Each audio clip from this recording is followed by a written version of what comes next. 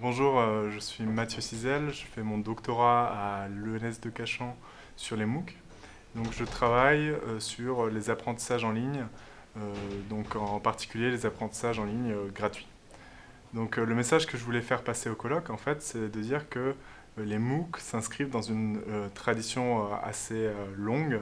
d'apprentissage en ligne, que c'est vraiment le dernier né d'un phénomène qui a pris son essor avec l'essor d'Internet, avec que ce soit les forums, que ce soit de discussions, que ce soit les cours filmés, diffusés en ligne, que ce soit les applications maintenant pour mobile ou pour tablette, il y a toute une tradition de ça.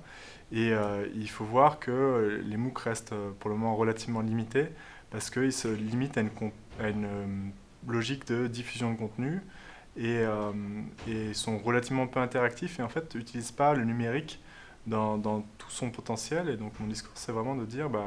il y a beaucoup d'applications maintenant qui permettent de faire mieux sur beaucoup de choses avec le numérique et faire des choses qu'on ne pourrait pas faire en présentiel. Il s'agit d'exploiter un peu le pool d'outils existants. Deuxième message, c'est de dire que si on reste sur une logique purement informelle, s'il n'y a pas de reconnaissance d'une manière ou d'une autre des efforts fournis, on ne pourra jamais réellement passer à l'échelle et on restera sur une logique de pratique culturelle de gens déjà cultivés. Dernier message, c'est de dire que s'il n'y a pas d'hybridation à un moment ou à un autre, si on reste uniquement sur quelque chose de purement virtuel, pareil, on pourra pas passer à l'échelle et on ne pourra pas permettre de toucher des publics qui n'iraient pas spontanément se former en ligne. Donc il faut aussi une articulation entre le présentiel et Internet et le virtuel. Et cette articulation doit être pensée au cas par cas et qu'il y ait une vraie politique qui se mette en place autour de ça, sans tomber dans